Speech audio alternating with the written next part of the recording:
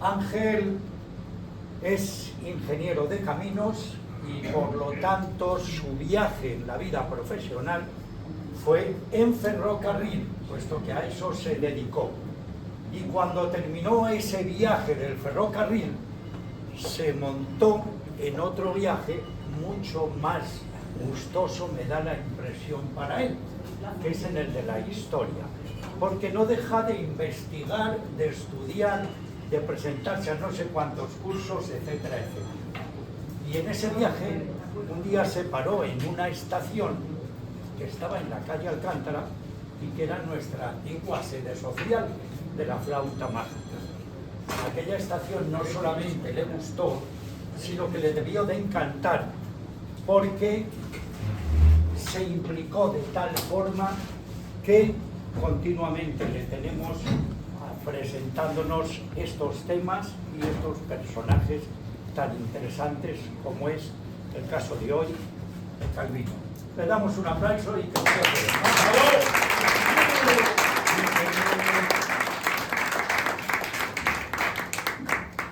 Bueno, pues empezamos. Yo primero quería decir dos cosas. No voy a hablar ni de teología ni de la ética calvinista. Algunas cosas atrás, porque la ética calvinista acabará saliendo. Lo de la teología yo creo que va a ser más complicado, porque no hay a José Antonio por ahí, que es el especialista. Bien. Calvino, reformador, juez y político. Este es el muro del Parque del Bastión, en Ginebra, que es el muro de la Reforma, ¿no? Ahí tenemos a los cuatro grandes reformadores. Vamos a enmarcar primero a este señor en su entorno histórico, en su entorno temporal. Este señor es un producto del Renacimiento. En el Renacimiento la gente lo que se empezó es a hacer preguntas. Antes del Renacimiento había verdades absolutas y en el Renacimiento empezaron a preguntarse quién soy yo, cuál es mi relación con Dios, cuál es mi relación con la sociedad. En el Renacimiento pasa una cosa enormemente importante en Europa y en el mundo, pero vamos a centrarnos en Europa porque es, dijéramos, era el gran centro cultural de Europa. Y es que desaparece comunidad, la única institución que a nivel global europeo se había mantenido desde la caída del Imperio Romano. La Iglesia había conseguido mantenerse durante 1000 años, que ya está bien, como una institución totalmente global. Los papas eran capaces de, no de nombrar reyes, pero sí intervenir en el nombramiento de reyes y de intervenir en la vida política del conjunto de Europa. Era la única institución a nivel europeo, y entonces desaparece. Hay un cisma, hay otras corrientes religiosas y desaparecen. Esas corrientes religiosas intervendrán en la vida europea de una forma fundamental.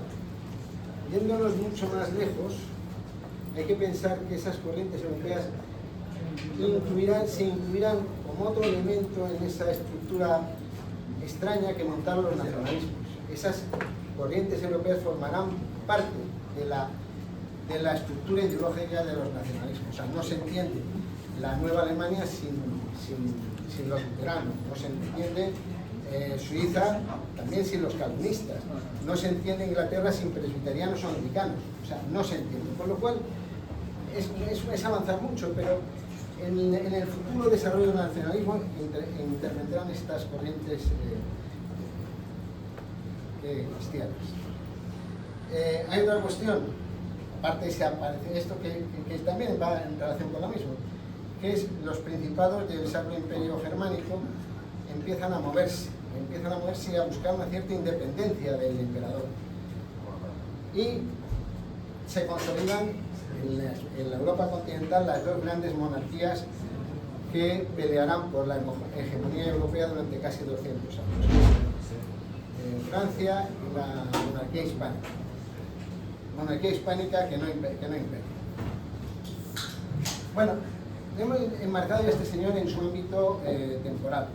Su ámbito geográfico, pues este señor nace en Nueva York, que es una pequeña ciudad en la Picardía francesa, a aproximadamente 100 kilómetros, 115 kilómetros de París. Tiene una hermosísima iglesia, catedral, y esa catedral será definitoria para ellos también. Bueno, esta Él nace en 1509 en Noyon, nace en una familia muy relacionada con la iglesia. El padre es notario y trabaja para la iglesia. Es quien lleva las cuentas y los documentos de la iglesia. El padre enviudará joven, es un niño también calvino, tendrá madrastras y hermanastros. Como miembro de una familia relativamente bien situada, a los 14 años lo mandan a París a estudiar. Estudia en uno de los mejores colegios de París, bajo la protección de una familia también de cierto nivel. Pero en 1525 aparece en Orleans. En Orleans, en la Universidad de Orleans. Es un hombre ya con 16 años. El padre inicialmente quería que fuera eclesiástico, que fuera sacerdote, pero cambia y decide que se dedique a que sea abogado, porque pensaba que el derecho le iba a ser más rentable económicamente que el sacerdocio. Y aparece en Orleans. Allí estudia y obtiene el título de abogado en 1532. Lo he puesto entre interrogaciones porque se dice lo obtiene, nunca fue abogado, porque él nunca trabajó de abogado. De hecho, además, él había iniciado estudios teológicos y su verdadera vocación era la iglesia, no ser de abogado. Eso se comprobaba después. Evolución, Juan Calvino teólogo, nunca fue abogado. Evidentemente, sus estudios de derecho le sirvieron para desarrollar después su vida como político. Esta imagen es de un libro que es el libro fundamental para entender la doctrina, la teología de Calvino. Le llaman las instituciones, realmente es institución cristiana de la religión cristiana, pero le llaman las instituciones. Y será el libro básico que recogerá la doctrina de Dios. ¿Qué es lo que ha pasado en su entorno geográfico en ese momento? Bueno, pues el amigo Lutero ha clavado en la Catedral de Wittenberg en 1517 sus 95 meses. Ha habido un proceso de encuentro y desencuentro con la Iglesia Católica, de encuentro y desencuentro fundamental con el emperador Carlos V, y en 1521 ya está pues excomulgado. Pero en 1521, 4 años después de aparecer Lutero, ya han llegado sus ideas a París. No llegan a la población, pero llegan a los ámbitos eruditos, llegan a la universidad, llegan a los ámbitos teológicos, a donde tenía que llegar. Bendita imprenta que se conseguía en aquella época ya difundir esas ideas por todo, ¿no? Esas ideas y otras, no estoy hablando que fueran mejores que otras. 1530 ya mostraba interés. No hay una fecha concreta para la conversión, sino parece que hay un proceso en varios años, ¿no? Y en 1531 un hecho fundamental para la vida de Calvino, el fallecimiento de su padre. El fallecimiento de su padre lógicamente es fundamental, pero además se da otra circunstancia. Su padre era el que le empujaba hacia el derecho y él quería ser teólogo. Evidentemente le desaparece la presión para para trabajar como abogado. Y además hay otra cuestión. El padre muere en una situación económica complicada. Ha perdido su trabajo en la iglesia, para la iglesia. Incluso se habla de que está excomulgado, está fuera de la iglesia. Hay dos versiones, una de ellas que el padre no había presentado las cuentas a tiempo de la iglesia, y la otra que había manifestado una cierta simpatía por la reforma. Yo me inclino por la segunda. No parece lógico un hombre absolutamente formal, trabajador, serio, muy severo, de buen corazón deje de presentar las cuentas o haga alguna pequeña cuestión extraña con los números. Él está en París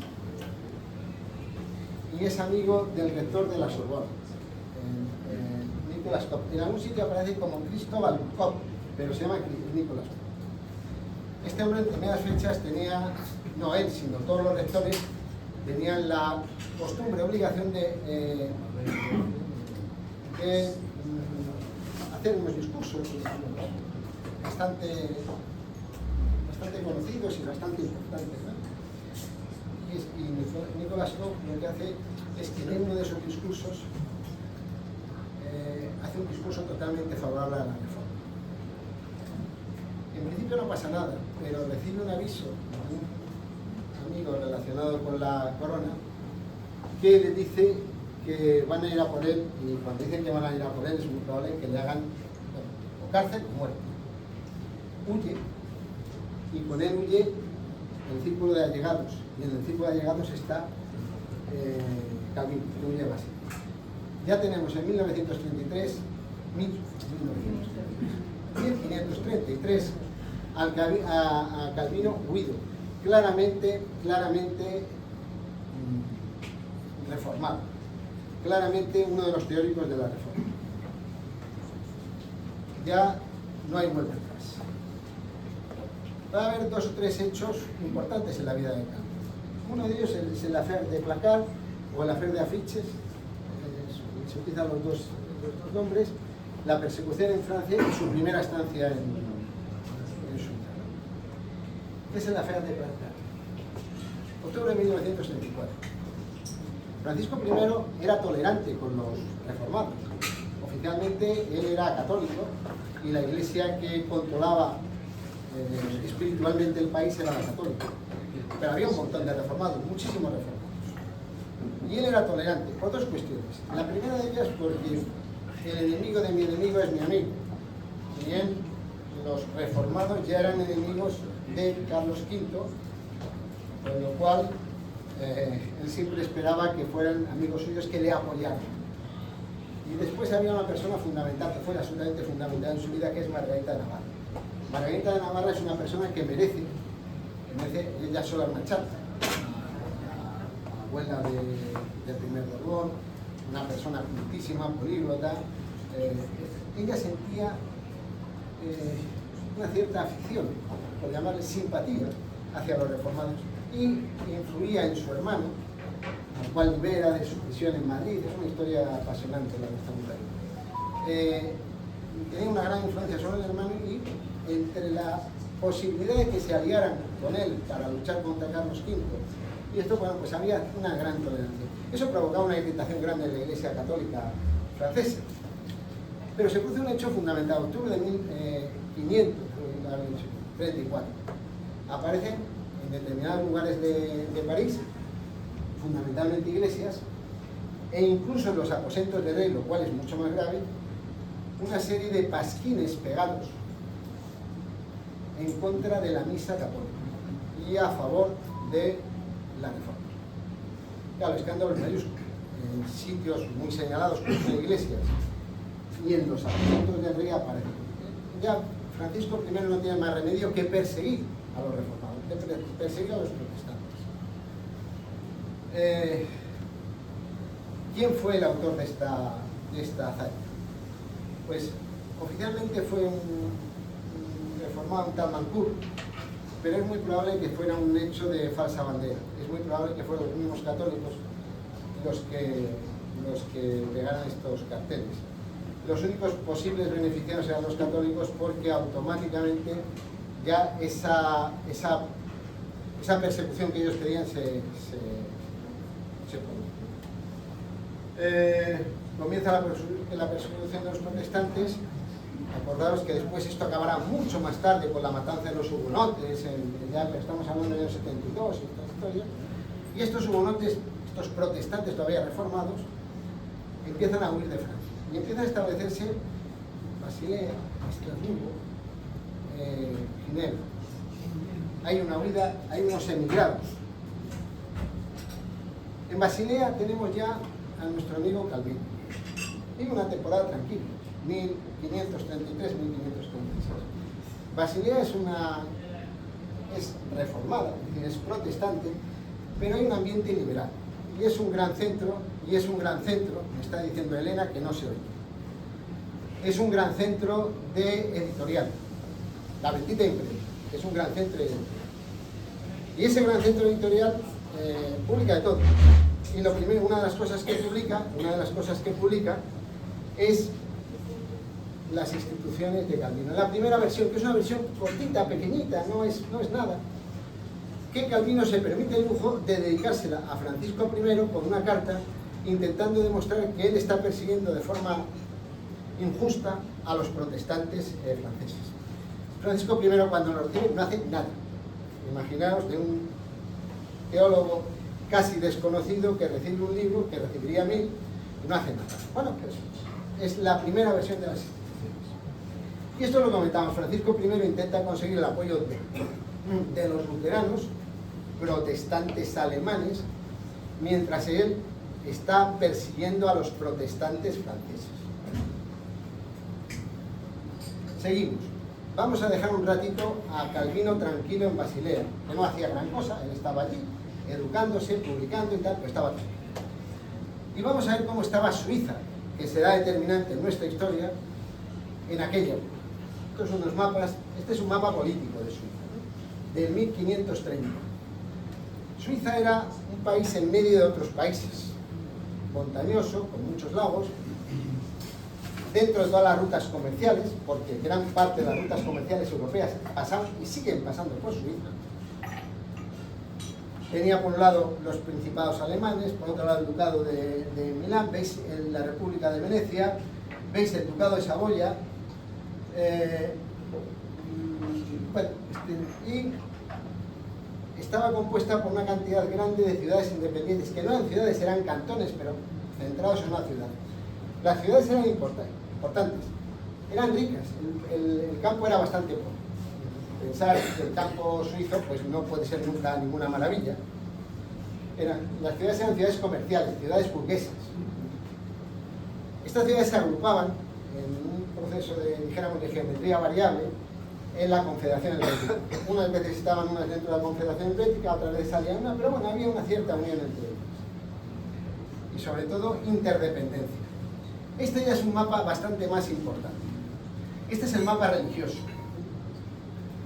Fijaos, en los colores anaranjados son los cantones reformados, los cantones protestantes. Utilizaré la palabra reformado, calvinista, protestante, luterano de forma casi...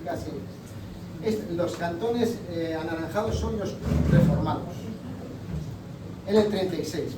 Los verde azulados son los católicos. Y los que están atrasos son los que hay tanto católicos como protestantes. Bueno, curiosamente, la parte más cercana a Francia es reformada. Tenemos Ginebra, tenemos Basilea por ahí, tenemos Berna, Zúrich, y después, pues más al norte, ahí tendremos ya fuera Estrasburgo y tal. Lo digo por la zona que él más o menos se moverá. Esto es lo que. Seguimos con Calvino tranquilo en Basilea. Hemos visto lo que es Suiza. Vamos a ver cuál era su entorno social. ¿Cuáles eran los teólogos, sus maestros, sus compañeros de viaje? ¿Cuáles serán? El primero es Zwinglio. Zwinglio no fue nunca su compañero de viaje. Es coetáneo con Lutero. Lutero era 26 años mayor que Calvino. Pertenece a una generación anterior. Pensad lo que eran 26 años en aquella época. Zwinglio era de la edad de Calvino, un año menor me parece que era, entonces es también de otra generación. Pero Zwinglio es el que introduce la reforma en Suiza. Es el padre de la Iglesia reformada suiza. En contra de Lutero. Su maestro o su colega era Lutero, pero acabaron en una situación bastante enfrentados. Zwinglio era un hombre especial, era un hombre culto, pero un hombre de acción también. Había sido capellán de una compañía de piqueros suizos. No le importaba coger las armas y de hecho muere en el campo de batalla. Él muere en la batalla de Kappel, dentro de las guerras que se llamaron también de Kappel, y muere en una batalla contra los católicos. Su centro era Zúrich. Zwinglio, Zúrich, Iglesia reformada, enfrentamiento con Lutero. No tuvieron prácticamente relación, pero fue el que llevó la reforma suiza. Con este sí tuvo infinita relación. Este era, si el otro era numeración, este era de superación. Noble francés, poco agraciado físicamente, violento. Guillermo Forel, violento, colaborador íntimo de Lutero, de Calvino. No quiere decir que estuvieran siempre juntos, porque Farel fue un brazo de Calvino que no siempre estaba en Ginebra, sino que iba de embajada o iba a predicar a otro lugar. Este hombre, hay historias sobre él de todo tipo, ¿no? De que para desmontar las imágenes y los cuadros de una capilla entra con hombres armados y monta ahí un pequeño follón, desde que monta pequeñas bandas para hacer scratches a los católicos o a los anabaptistas o valdenses, desaparecen propio pronto en Ginebra, o sea, era montaba scratches en Ginebra a los que no iban con él, vamos. En aquella época era que le degollaban. No, el scratch era, vamos a ver, no degollaba, después llegarían, pero no estamos hablando de eso, no estamos hablando de eso, pero sí procuraba la muerte civil, por decirlo así, a lo mejor la muerte social, pero no estamos hablando de eso, todavía no llenemos la sala de sangre, que todavía no es el momento. Ya llegará. Bueno, él llega a Ginebra e implanta la reforma en Ginebra y la implanta a su manera. Aquí estoy yo y será expulsado en 1538 con Calvino. Él volverá y fallecerá en Neuchâtel. Este estuvo varias veces predicando en Neuchâtel, o sea, entraba y salía de Neuchâtel, que también es lengua francesa. Él es de lengua francesa. Tiene anécdotas curiosas. A los 70 años se casa con una chica de 20. No digo suena esto, pero vamos, era hija de una viuda pobre y tal, entonces se casan, lo cual genera un poco ese escándalo, pero por ejemplo, Calvino, que era tan escrupuloso para tener las cosas, no dice nada.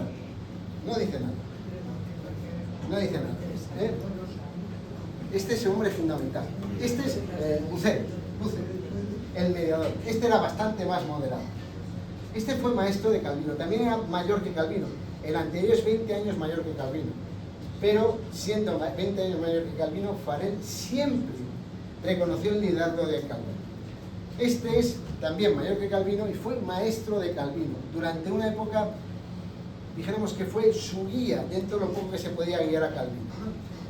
Era el mediador, él intentó, este hombre era alsaciano. Alsacia, no sabe si es Francia, Alemania, en fin, en esa situación extraña, ¿no? Y este intentó mediar entre Zwinglio y Lutero. Fue un hombre mediador, culto, no generó ninguna corriente, puesto secta ahí, pero no me gusta la palabra secta, dentro de la reforma, y acabó en Inglaterra con los anglicanos. Hombre serio y culto. Deodoro a veces, este es todo lo contrario a Farel. Lo mismo que es otro aristócrata francés, pero es todo lo contrario.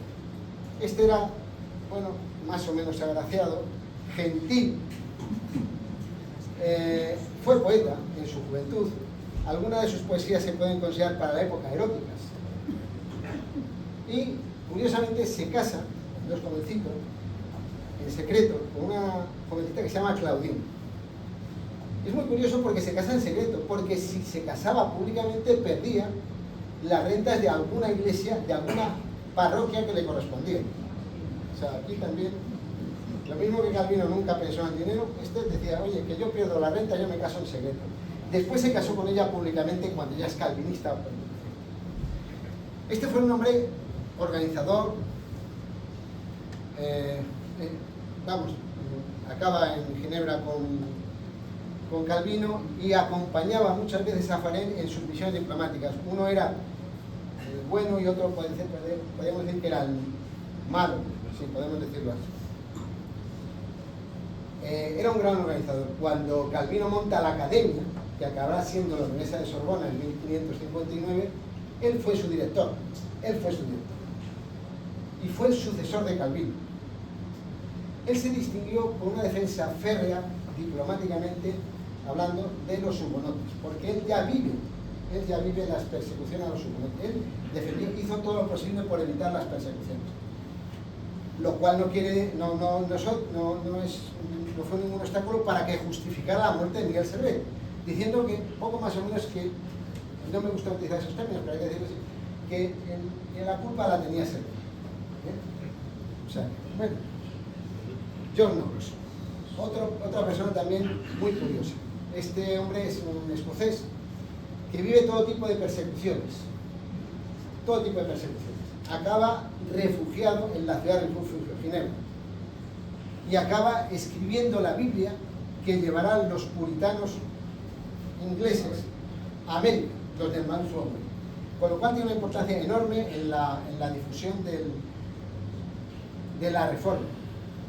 Realmente él es el primer presbiteriano, y es un hombre que tiene además una vida bastante aventurera, porque fue perseguido por todas partes, ¿no? Él se convierte en el líder de la Iglesia Reformada, pero vamos, escocesa, pero ya digo que son hombres amigos.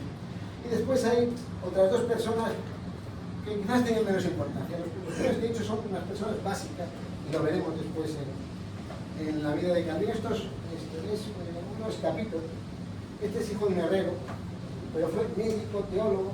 Estamos en el Renacimiento, ojo.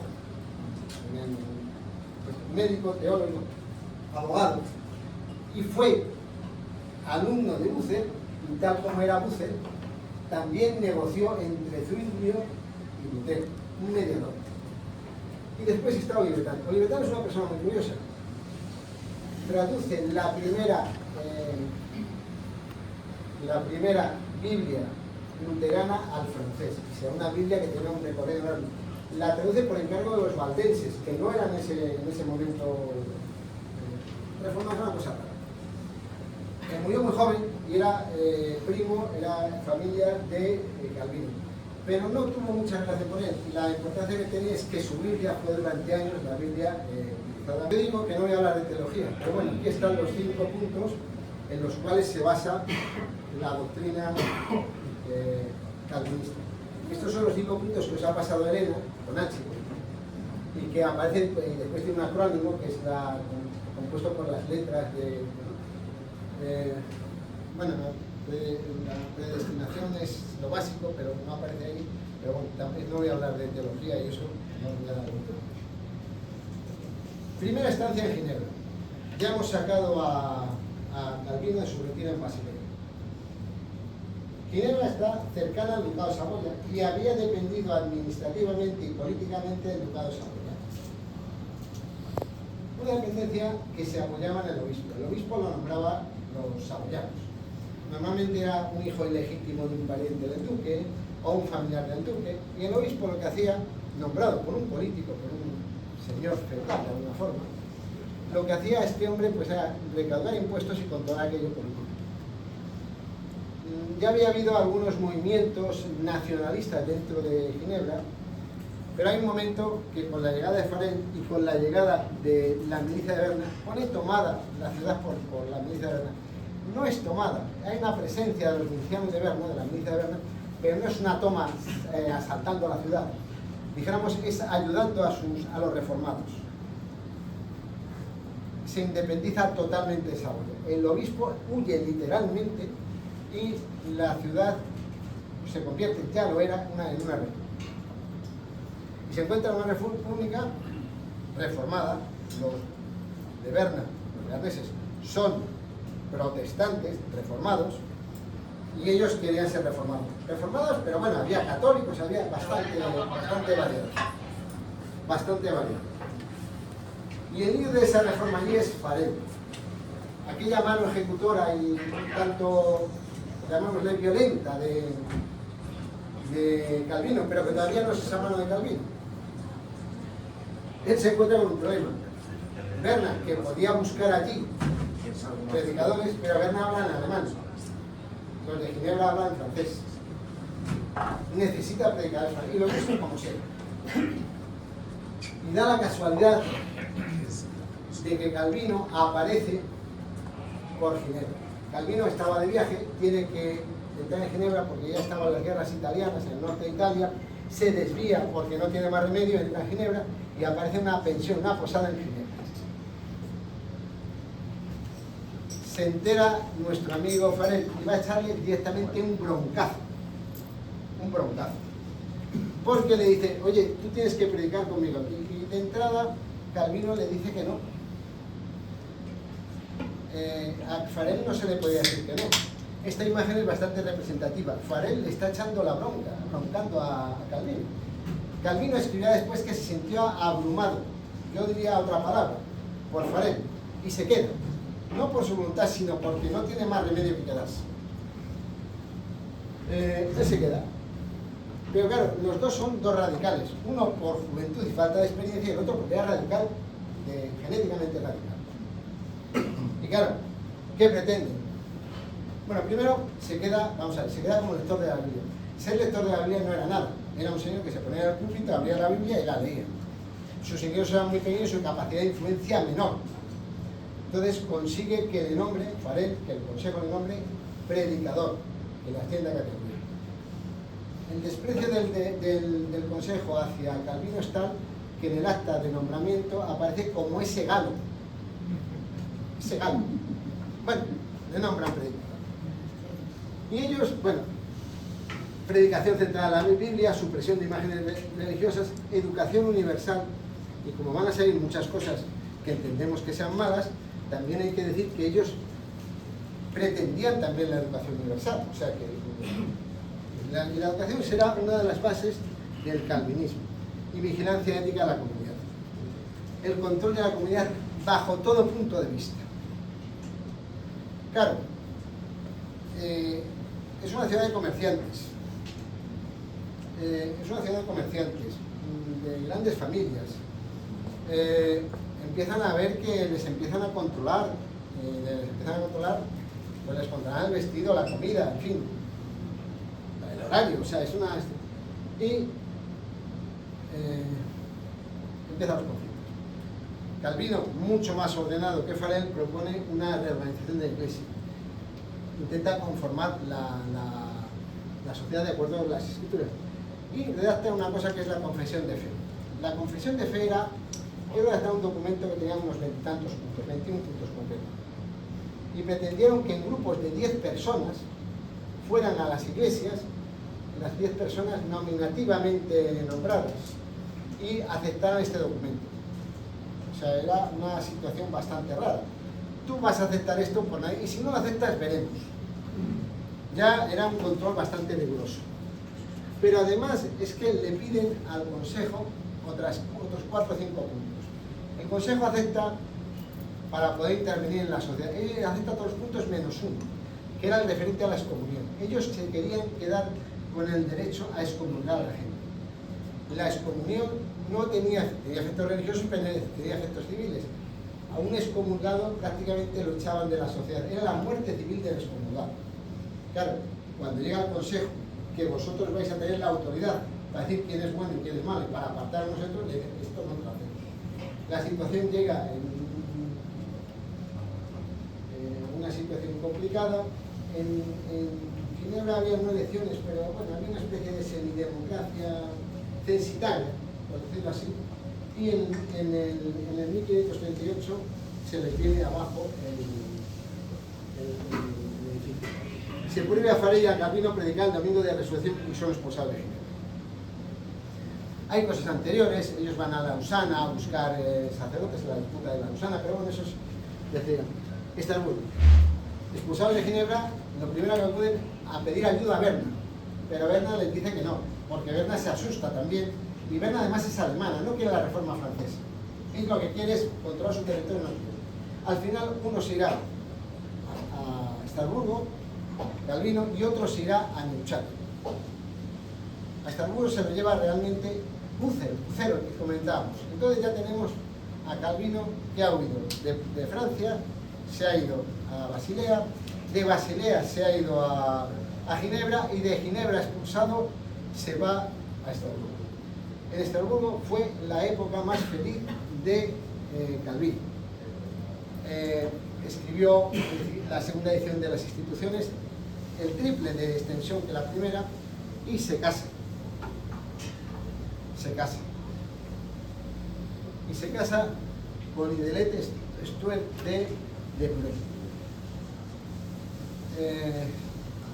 Esta mujer era de familia reformada, estaba casada con un pastor anabaptista, que es otra corriente religiosa, y ellos, bueno, hay que decir que Calvino se convierte en el director espiritual de la colonia de refugiados franceses. Los franceses están huyendo de Francia hay parte de ellos establecidos en Estrasburgo, que es otra ciudad liberal, otra ciudad que es una gran ciudad con muchas imprentas, y estos refugiados franceses acaban, no sé si eligiendo o no, a Calvino como su líder.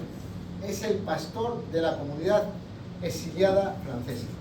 Y estos entran allí, en ese grupo. Se convierten en parte del círculo íntimo de Calvino.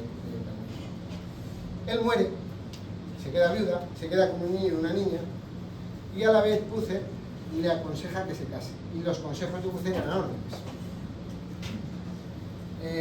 Hay que decir que la boda para esta gente no era exactamente una boda como la entendemos ahora. Lo que buscaban era una especie de ama de llaves.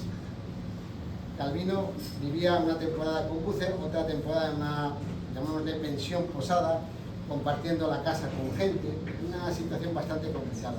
Era mucho más cómodo que viviera en su casa, tenía ya más ingresos, que estuviera bien atendido, y lo que buscaban era una ama de llaves. Le presenta una terna, 3 para el casting. No son elegir ninguna de las 3. Le presenta una persona que es 15 o 16 años mayor, otra demasiado mayor, otra que es muy rica, ¿cómo te vas a casar con una muy rica?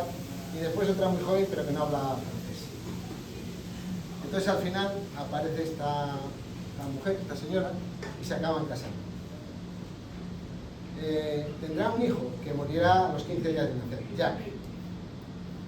Bueno, de los pocos escritos donde Calvino muestra humanidad y cariño hacia alguien, es hacia ella. Hacia ella. Cuando muere, Calvino escribió todo. Aparecen en sus escritos, pero este hombre tenía auténtico cariño hacia esta mujer. Pues sí, porque fue su compañera, le atendió en todas sus enfermedades, porque este estaba enfermo de todo. Era absolutamente seguidora de sus ideas y administradora de su casa. Entonces, al final, por la única mujer que mostró por la única persona que mostró un cierto cariño fue por esta. Este es un sello de Bélgica en el cual aparece ella. Hay otras imágenes vestidas evidentemente de negro. No debía ser, bueno, unos dicen que era bella, otros no lo sé, no, tampoco eso no lo sé.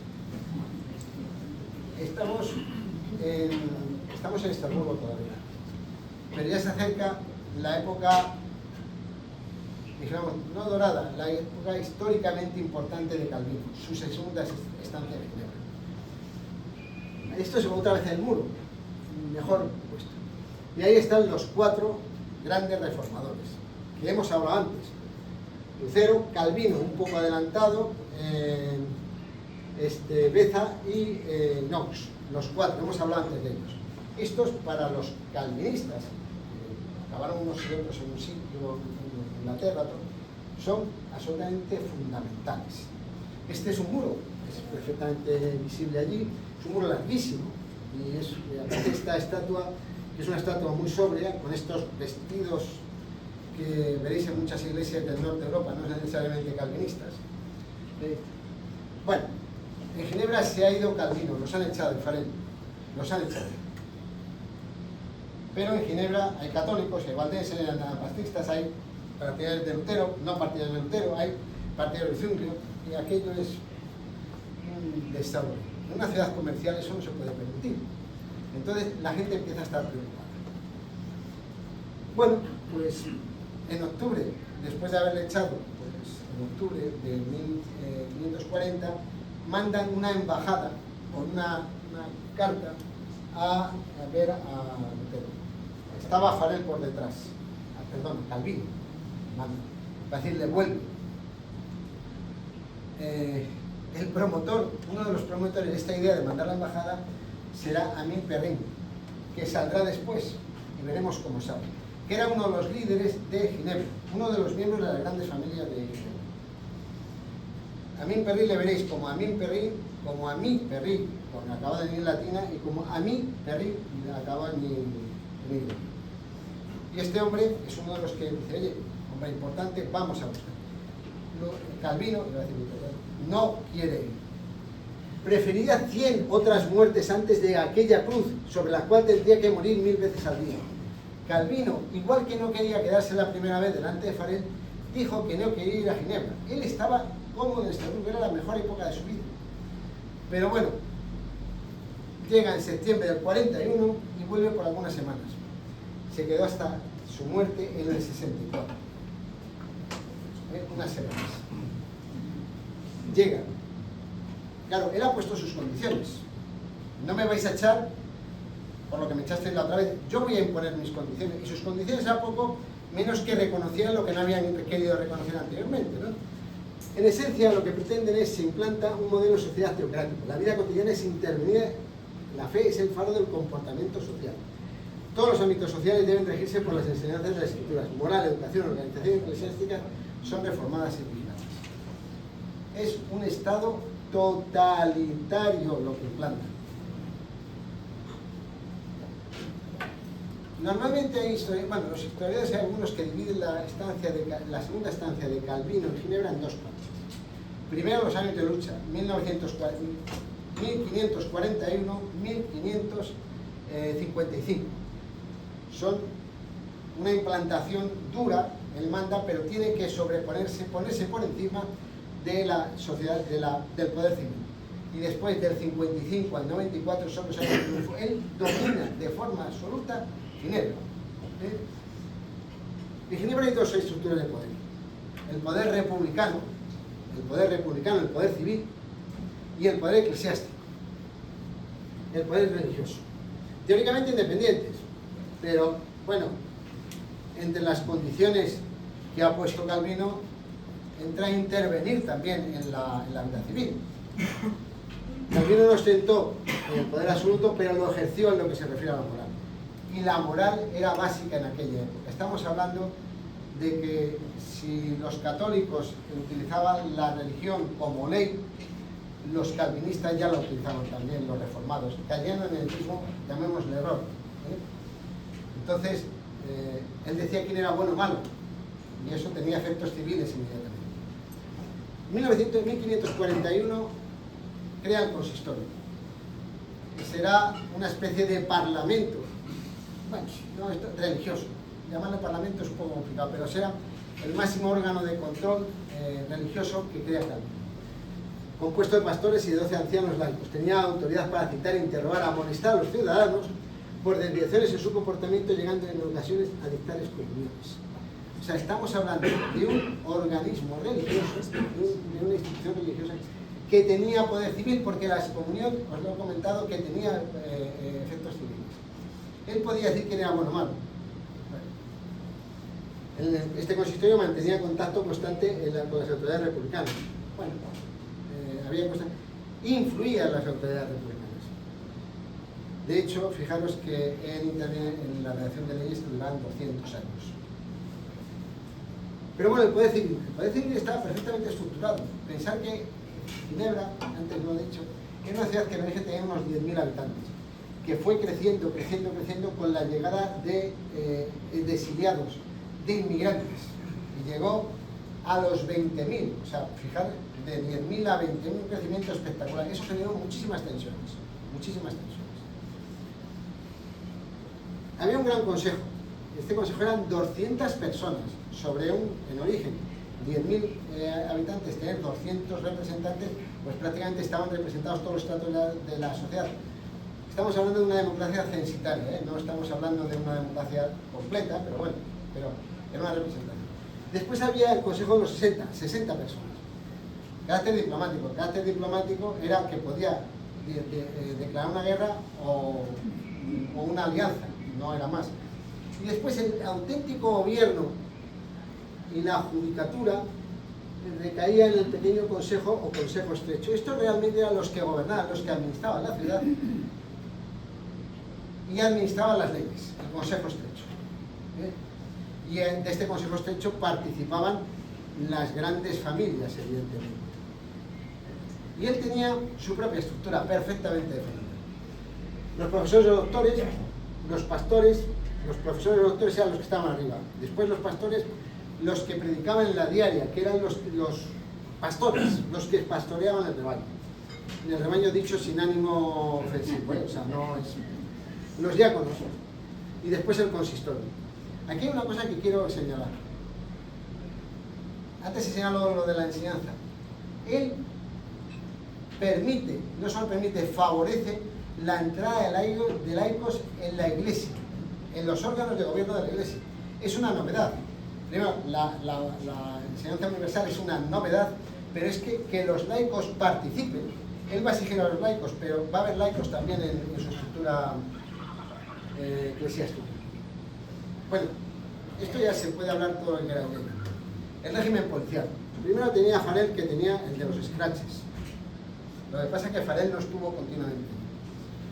Lo mandaba a un sitio a predicar, estaba 6 meses en un sitio, 1 año en otro, en fin, era un apéndice. Como tuvo otros muchos apéndices. Hay que decir que estamos hablando de Ginebra, que es la ciudad modelo, pero él tenía apéndices en Berna, en Neuchâtel, en Basilea, o sea, espías o verdaderas estructuras. Católicos, otros reformados en movimientos civiles en la oposición. La oposición fue la de los libertinos. Esto es muy curioso. Si leéis por ahí, se dice que los libertinos eran libertinos porque había promiscuidad sexual. De eso nada. De eso nada. Eso es una cosa que bueno, habría alguno. Pues probablemente, pero los libertinos se referían a otra cosa. Entonces, utilizan el término libertino para socialmente desprestigiarlos, o libertario, que se oye para también políticamente localizarlos. Los libertinos eran normalmente gente de las grandes familias que tenían una cierta posición y que veían, decían, pero ¿cómo este hombre no va a controlar ni la vida?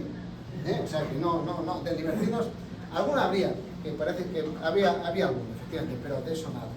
O sea, que quiere decir que cuando leáis en algún sitio que era promiscuidad sexual, se refiere sobre todo a un tal Philibert Bertelier y tal, hay mucha propaganda por ahí. Los líderes de los libertinos, Amin Perrin, el que le había dicho que viniera a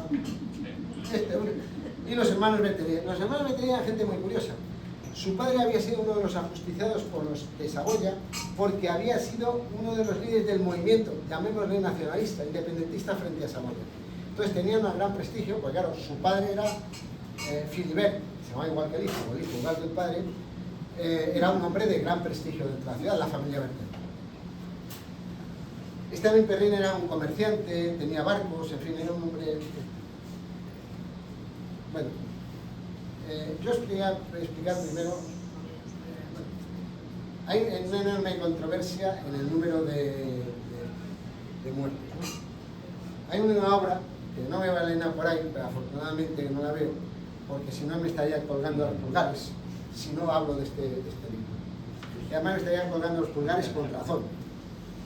Hay un libro que no es un libro de historia, que es un ensayo maravilloso de Stefan Zweig. Este hombre escribe un libro que bueno, ahora hablaré un poco más de él, y dice que hubo 68 condenas a muertes entre 1541 y 1546. Es una barbaridad.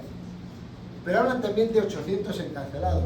Fijaros lo que sería 800 encarcelados para una población a lo mejor de 12 o 14.000 habitantes. Yo creo que encarcelaban a uno, lo encarcelaban varias veces a la semana. Por eso hay que también tener los números un poco. Lo gordo es que después he estado intentando buscar a ver más datos, porque se referían a estos datos de forma reiterada, y me ha parecido de una persona que realmente me parece bastante sensata. El nombre es Diabolo, Uta Ranke Heitemann. Es coautora de un libro que os lo aconsejo, es accesible en internet, se llama Juan Camilo, su vida, su obra a 500 años de su nacimiento. Aquí, es un libro que es accesible. Tiene 500 y pico páginas y tiene unas 25 o 30 personas, entre ellos algún biógrafo importante, Daniel Denis Pousset, de Calvino, y son gente, realmente es un libro muy interesante, muy interesante, muy interesante. Bueno, ahí tenemos a Calvino con su ropa repetida, ya digo, muchísimas iglesias del norte de Europa que ves a esto, pero este es Calvino, no, este era un obispo que había aquí, pero... Y este repite las cifras, o sea que hay una... Pero pensar que si calculábamos sobre 20.000 habitantes, que es la máxima población que tuvo en Ginebra, supondría que comparando con la Inquisición española en los mismos años tenía que haber matado unos 25.000 personas en España la Inquisición española. No fuimos tan malos, no matamos a todos, no matamos a todos. Simplemente un comentario. Calvino tuvo una cosa, fue el poder civil y el poder religioso. La Inquisición nunca fue el poder civil, nunca fue el poder civil. La Inquisición pudo ser un instrumento del poder civil, no, Carlos, nunca fue el poder civil. Pudo ser un instrumento del poder civil, pero había última instancia que era el poder civil. Nunca. Calvino sí fue las dos cosas. O sea, Calvino ocupó, y fue uno de los grandes problemas que tuvo esto. Bueno, esto es, son las cosas aquí. Primero el juego de cartas, el baile. Fijó las horas. Cerró los restaurantes o casas de comidas que había. Solo dejó 5 o 6 en toda Ginebra, que la llamaba abadías. Y se podía comer lo que se podía comer. Porque se metía además en la comida que tenían que tomar en su casa los ginebrinos. Un plato de un poquito de verdura o legumbre y un poquito de carne o pescado. Y de ahí no te salieran. Y en el horario que tenían que tener. Configuró la educación en 3 niveles, escuela, iglesia y familia. Pero la educación pretendió que fuera universal. O sea, esto no quería hablar de la ética calvinista, pero al final saldría la ética calvinista por algún sitio. Organizó la asistencia a los enfermos de la presencia de laicos en la iglesia, lo que os comentaba. Y organizó la vida y los servicios urbanos. Cuando digo esto, es que organizó la retirada de basuras y hablaba ya de saneamiento de la ciudad, cuando el saneamiento de las grandes ciudades europeas no llega hasta el siglo XIX con la ingeniería sanitaria. Pero bueno, o sea, era un hombre que se metía en todo. El problema de todo esto es que siempre había la policía religiosa, porque aparte de gente que lo podía sentir, era gente que quería agradar al poder. Siempre aparece el chivato. Aquí, entonces, siempre aparece el chivato, siempre aparece esto, que con tal de agradar al poder se mete a fisgar y a denunciar: este ha comido tarde, o este no ha ido de negro, o esta se ha lavado el pelo. Cuestiones que eran denunciables. Es tristísimo, pero aparece siempre el chivato en todas estas. Bueno, ahí he puesto varios, estos los tengo más o menos leídos 7 veces y tal, de gente que fueron ya fuera del 45. Sí quisiera señalar, pues de hecho entre el 41 y el 45 hay también una cuestión importante en aquella época, que es la peste. Hay una peste en Ginebra y la peste genera fuertes problemas sociales, entonces también se generan reacciones, bueno, tipo esta reacción. Y hay también la persecución a las brujas que hay en toda Europa, que también la hubo en Europa. Este se lo cargo. En 1551 mantiene Calvino una discusión teológica con Bolsec. Este tiene que huir. Lo he puesto ahí no porque huyera, sino porque Bolsec se convierte en uno de sus peores críticos. Y Bolsec además es un crítico que escribe libelos. Una cosa es que le critique y otra cosa es que, dijéramos, le difame. Entonces hay que tener mucho cuidado cuando aparece este señor por ahí. Este otro también, y el suegro y la mujer de Amin Perrin son encarcelados por bailar. Por bailar los meten en la cárcel. Evidentemente Perrin se dirige a él y hay 2 cartas que dicen que van a cortarle la vida a su suegro, que es muy mayor, y a su mujer. Perrin liderará un pequeño movimiento que no llegó a un levantamiento en contra de él y fue condenado a que le cortara la mano derecha. Murió con su mano derecha por tuyó antes. Pero vamos, que te cortaba la mano por un pimiento. Y aquí hablamos del libro. El libro es muy interesante, ya digo, no es un libro de historia, es un ensayo, pero con un gran fundamento histórico. Este hombre es un escritor, primero es un tío muy ameno, es el de momentos estelares de la humanidad. Montañé, una serie de libros. Exactamente. También hay que ver cuándo se escribe el libro. Primero vamos a hablar de él. Es de Castellón. Este señor Castellón es un hombre que tiene 8 hijos. Es seguidor de Calvino. Y trabaja con Calvino. Calvino empieza a verle desviaciones en sentido doctrinal, en sentido teológico. Y empieza a mosquearse. Palabra muy poco técnica, pero bueno, yo creo que entendemos todos. Entonces, en ese momento, este hombre está en una situación económica difícil, porque necesita dinero para mantener a sus 8 hijos. Como detalle, él pide un ascenso en la escala de profesores y tal a Calvino. Calvino se le da, pero le da el dinero. Prefiere tenerle controlado, pero no dejar que él tenga más presencia social. Al final acaba huyendo. acaba huyendo, se coloca en Basilea de corrector de una imprenta, con un sueldo muy bajo, y las pasa absolutamente muy mal económicamente, tiene 8 hijos, prácticamente en la miseria. A pesar de estar en la miseria, llegó a dar alguna clase en la Universidad de Basilea. Volvemos, Basilea, centro editorial importante y área liberal. A pesar de esta situación, él mantuvo siempre la oposición a Calvino y la crítica a la muerte de Séneca. Por ello, se le considera el primer teórico de la libertad de conciencia. Es un hombre muy... Y hablamos del libro. Está escrito por este señor. Entonces empieza describiendo a Calvino. Más de la mitad del libro es una descripción muy crítica, un poco agobiante, pero muy amena de leer, porque es un hombre que se lee muy bien, muy bien. Y después pone el acento, y a veces parece que no sé, pero el acento es una cuestión.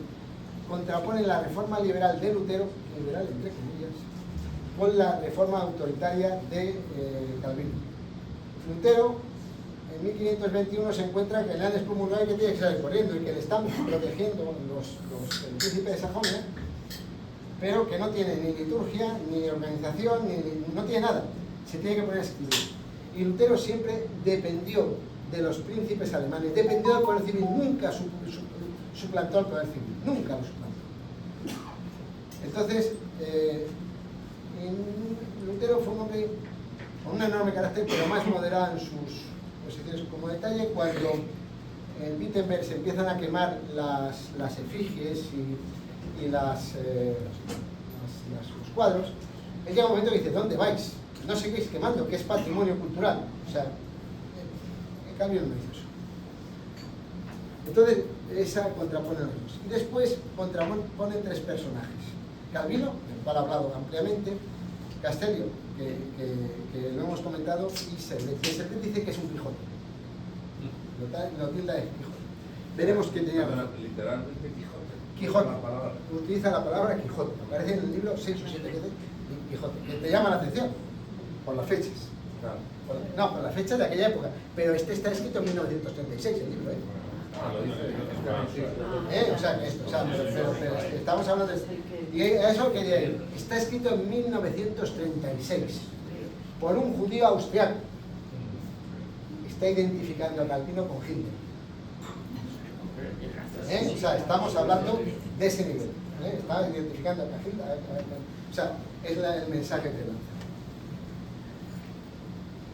Bueno, Bertelier, uno de los de la promiscuidad sexual, fue excomulgado. El Consejo de la Ciudad revocó la orden. O sea, había enfrentamientos entre el Consejo y nuestro amigo Calvino. 1552 declara, por el contrario, que las instituciones constituían doctrina sagrada a la que nadie debería contradecir. El Consejo Civil dice que esto es ley. 1555 hay un movimiento, llámale como quieras, es un levantamiento, no le llega a ser levantamiento. Claro, ahí está Pimperrin, los Bertelier, y lo único que consiguen es que tome el poder absolutamente Calvino. De los libertinos me parece que son 8 ajusticiados, y el resto huye. Pero lo que han conseguido es que empiecen los años del triunfo. Habíamos dicho que años de lucha hasta el 55, del 55 en adelante los años del triunfo. Ser de bueno, es lo que os... Y sí, lo que pasa es que si antes era de una... bueno, tenía un cierto contrapeso, ahora ya no lo tiene. Es la gran ciudad, la ciudad modelo, y el gran refugio de ingleses, escoceses, algún español, franceses, alemanes. Su población se duplica, llegan a los 20.000. Hay tensiones sociales. Pensar que una población que a lo mejor ya tenía 14 o 15.000, de golpe y porrazo llegan en pocos años 6.000 o 7.000 habitantes nuevos. Y además habitantes que llegaban a una situación, eran perseguidos, llegaban en una situación económica que había que atenderles. O sea, económicamente para las ciudades suponía un esfuerzo. 1551, un hecho fundamental. Funda la Academia. La Academia será la futura Universidad de Ginebra. La Universidad de Ginebra y el Colegio Calvino, que son 2 instituciones, vayan por su cuenta. El Colegio Calvino, la universidad tenía 1.300 plazas, o 1.200 plazas, para niños y jóvenes, para educación normal, y unas 300 para pastores. Estos señores se decían que era la escuela de la muerte, porque les mandaban de misioneros a otros sitios y alguno de estos misioneros acababa, pues bueno, en la hoguera o decapitado. Misioneros franceses y escoceses son formados en Ginebra. John Knox está ahí y Beza será el director de esta institución. Bueno, estos son unos datos, que es la explosión del calvinismo en Francia. Veis que en 1555 una iglesia reformada, en 1562, 7 años después, 2000. Pero además con otro tema, se han destrozado otras 400 iglesias católicas. El patrimonio cultural que lo comentaba, o sea, es un tema. Teodoro de Beza, bueno, se habían formado 1600 pastores. Ya he dicho la importancia de Teodoro de Beza porque Teodoro de Beza fue un defensor enorme de los reformados extranjeros. Servet y Calvin, ya llegamos un poco a lo que. Servet nace en Villanueva de Sigena, con J, tal como viene en la página web del ayuntamiento, porque se escribe con G muchas, pero es con J, en la página web del ayuntamiento es con J. He puesto Tudela en medio. Tudela, porque los tudelanos dicen que era de Tudela, pero de Tudela parece que era la familia de la madre. La madre era conesa, y era, pero de la familia Zaporta, o Saporta, que era una familia de judíos conversos de Tudela. Y entonces de ahí, bueno, pues él tenía una cierta relación. A los 14 años entra... Mira, ya sale. Mira cómo le sale la patria chica. Esa María. Bueno, él entra al servicio del futuro confesor de Carlos V, lo que le permite viajar por toda la península y entrar en contacto con erasmistas. En España había mucho erasmista, muchos seguidores de Erasmo, que eran cristianos católicos liberales y pre-reformados. De hecho, la actuación del cardenal Cisneros en ese sentido también es determinante. A los 17 le mandan a Toulouse. De ahí tiene que salir corriendo, porque llegan y descubre que es el líder de un grupito de 40 chavales que son protestantes. Tiene que salir corriendo, ya apuntaba maneras. Pero después vuelve otra vez con el confesor y llega a asistir, no estamos hablando, el padre era notario, tal como era el padre de Calvino, y además nace prácticamente el mismo año, o sea, son personajes paralelos. Él asiste a la coronación de Carlos V en Bolonia y le permite ver el fasto de la iglesia y queda con la misma impresión que tuvo Lutero en su viaje a Roma, que es este lujo, que es esta situación. Pero además, como Carlos V aparece y va a las disputas, a las conversaciones con algunos luteranos, él le permite conocer incluso, parece ser, a Melanchthon y a Luther. Melanchthon era el segundo de Lutero. En 1531 se condena a muerte. Se condena a muerte, dijéramos, el sol. Vamos, esto lo veremos después. Él escribe en Basilea, lo publica en Basilea, volvemos a Basilea, ciudad liberal y centro editorial, esta obra de Trinitatis Erroneus, que dice que la Santísima Trinidad no existe, no es válida, no existe, que no aparece en la Biblia y que es una creación de teólogos posteriores. Esto, lo de la Santísima Trinidad, lo admitían luteranos, calvinistas, católicos, o sea, todos le podían perseguir así. Tiene que utilizar el nombre de Michel de Villeneuve, por eso es uno de los motivos que se dice que es de Villanueva de Sigena. Y bueno, amplía estudios en el Colegio Calví, la Sorbona. Es posible que conociera ahí en ese momento, el Colegio Calvino tiene que ver con el Colegio Calvino de Ginebra, que es posterior.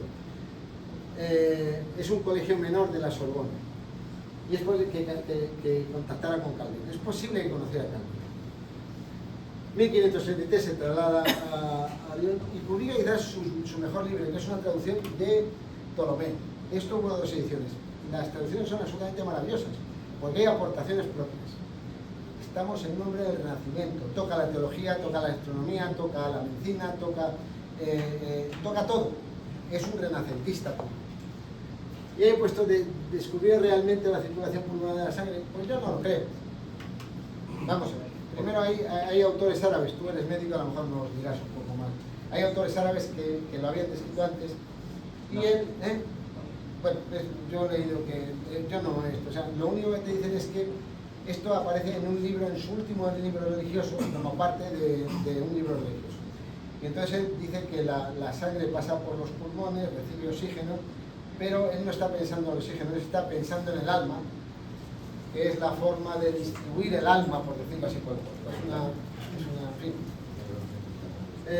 Ese es su último libro, ¿sí? Amplía estudios de medicina en París y probablemente tuvo el título en Montpellier. Y en 1541, todavía con Michel de Villeneuve, todo esto está oculto.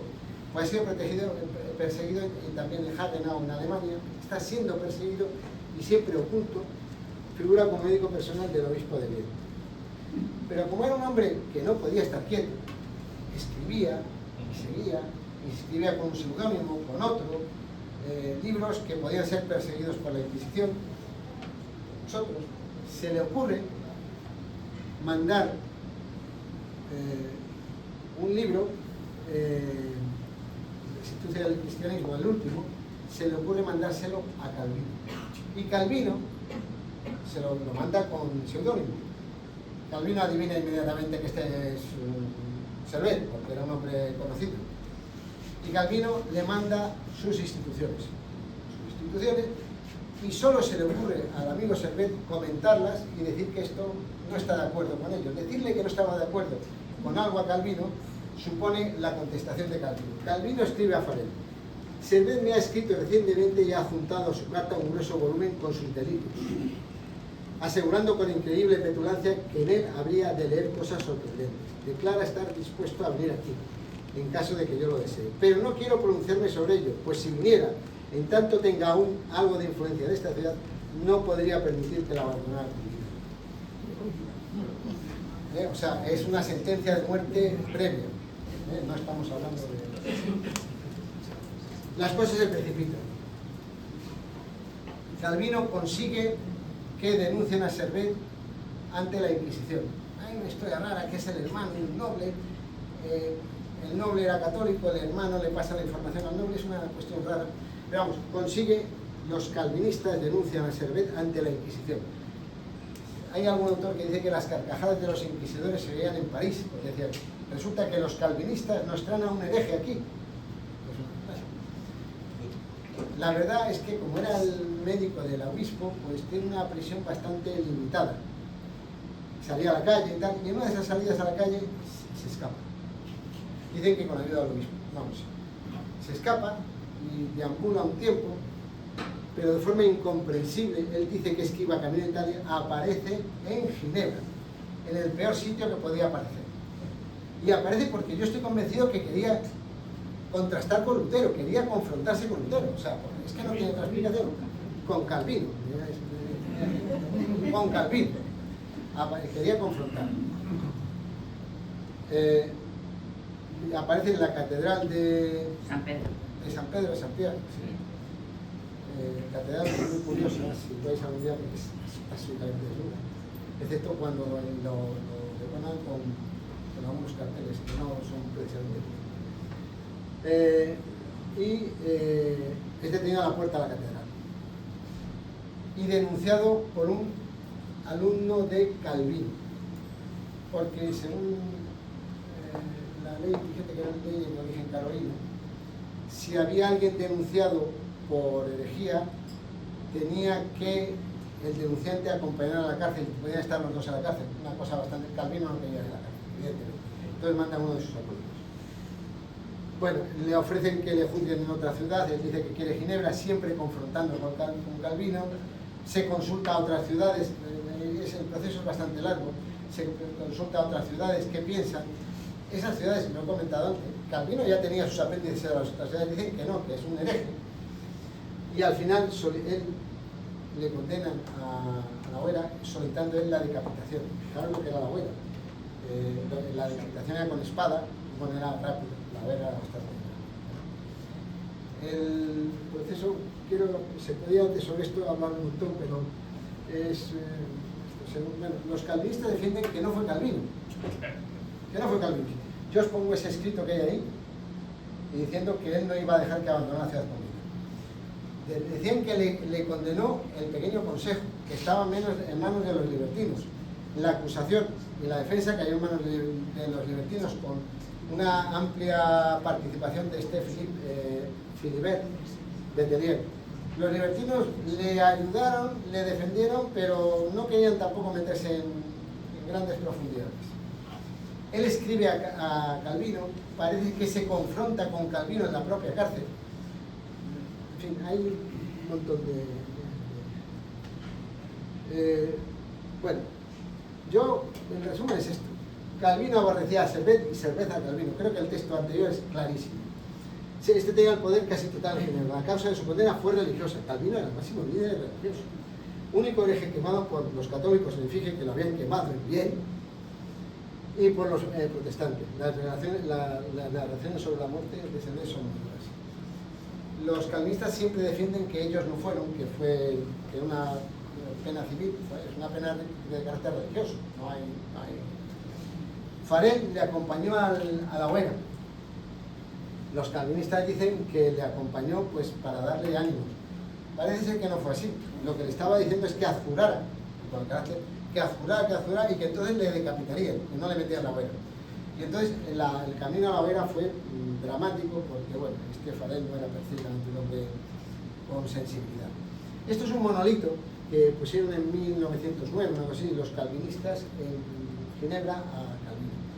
El acta de... A Servet, perdón, Servet, los calvinistas Servet. Entonces, el acta de donde se aprueba la puesta de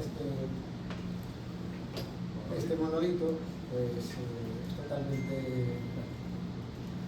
No aparece Calvino por un lado, es un ejercicio de... Los últimos años, Calvino fue un enfermo de todo. Tuvo tuberculosis, migrañas, hemorroides, era artrítico. Entonces, por eso quería a su mujer, porque era su enfermera. Y bueno, dicen que ese carácter de Calvino venía de que estaba permanentemente enfermo, permanentemente en una situación muy difícil. Esto es la muerte. Bueno, un mes antes tiene que guardar cama. Muere el 27 de mayo del 64, estuvo trabajando hasta el último día y fue envuelto en un sudario, en un ataúd muy sencillo y sin lápida. Hoy la lápida que veis es esa, Jean Calvin, y curiosamente está enterrado en el cementerio de los Reyes, o Plain Palais, y está enterrado muy cerca de Borges y de una tumba enormemente curiosa, que es de una señora que dice: soy fulana y de tal, escritora y prostituta. Es cierto, ¿eh? No, yo tengo fotos de ella, o sea que no es ninguna... es cierto, o sea, el cementerio merece la pena visitar, digo que merece la pena, o sea que no es esto. Bueno, he puesto ahí alguna cosa sobre esto, la cantidad de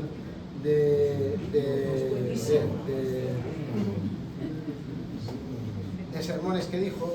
Parece ser que había un señor que tomaba nota de todos los sermones, pero no porque se lo mandara él, sino para beneficio propio, porque quería las ediciones que hubo, los sermones y la enorme difusión que tuvieron estos sermones, las ediciones que hubo. Bueno, y esto es un poco lo que os quería decir. De la ética calvinista, si queréis, hablamos. Yo no he hablado. Entonces, bueno,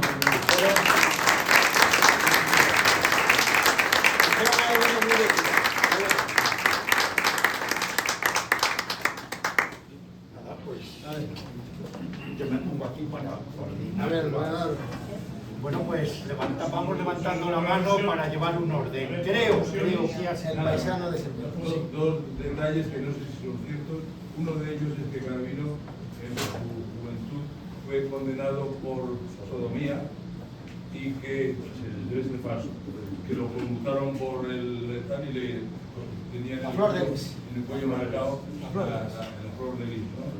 Cuando habla de Bolsey, hablaba de eso. No, y otro es que fue tanta gente al entierro que rápida lo enterraron inmediatamente sin haciendo ninguna ceremonia para evitar que fueran acusados de que creaban un santo. y eso es contrario a la reforma. O sea que sí que... Lo primero que has dicho es falso. Eso es, vamos a ver, cuando he dicho que Bolsec era un difamador, yo no tengo nada contra los hombres, pero que no, era un difamador porque es que se dedicó a escribir auténticos libelos que han estado difundidos por ahí. No hay nada. Se dice que fue esto que se llevó a su amante a Ginebra y que, bueno, después hubo un tema que le robó y tal. Bueno, no hay nada de eso comprobado. O sea, eso es un libelo. Lo otro sí, era pues, sí. Como siempre con todo. ¿A nadie más le suena el comportamiento de Calvino a la Sharia? ¿A la Sharia? ¿A la Sharia musulmana? Y la educación universal también existe en los países musulmanes hoy. Porque tienes que encuadrar a la gente en una determinada religión. O sea, y la policía religiosa. Hombre, tened en cuenta que hace más de 700 años, en esa época, que el Islam está funcionando. Más alto, Agustín, que no te oímos. Que recuerda mucho la teocracia de Calvino a la Sharia musulmana, a la no separación de Iglesia y Estado, y el cumplimiento de la ley religiosa en sustitución de las leyes civiles. Es absolutamente teocrático. Y luego la educación universal, por supuesto, si quieres que encuadrar a la gente en un régimen religioso, como hacen ahora en las madrasas, o sea, se encuadra a la gente desde el punto de vista religioso. O sea que es que, en fin, yo no sé si alguien en algún momento ha puesto algo en relación a esto. Recordemos que Islam, que hay gente que lo conoce por paz, no significa eso, significa sumisión. Significa sumisión. A mí me recuerda a la época franquista. ¿Cómo que no? ¿Que fuera franquista? Sí. ¿Se quemaban vivos por inflamar? Hombre, tanto como eso no, pero te pasaba de todo y había delaciones por todas partes. Y te encuadrabas en un sitio y si salías del sitio ibas listo. Se iba a la cárcel. Se iba a la cárcel. Políticas, pero no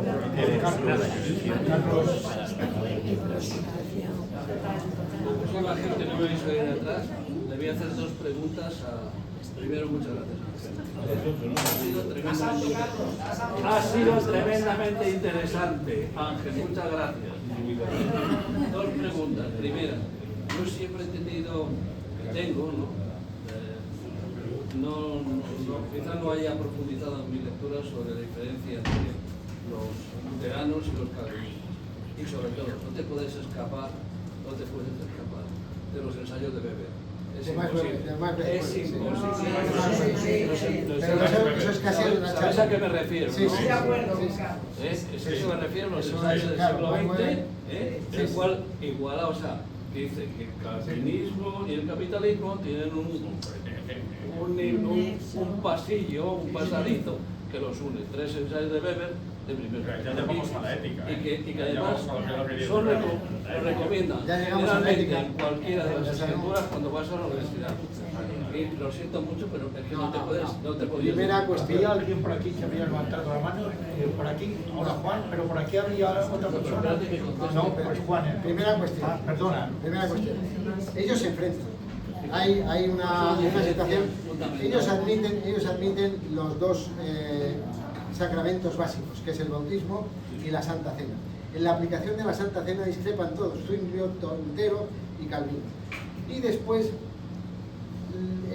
Calvino siempre acusó a Lutero que mantenía muchísimas relaciones litúrgicas con la Iglesia Católica, mantenía todavía la liturgia de la Iglesia Católica, él mantenía eso.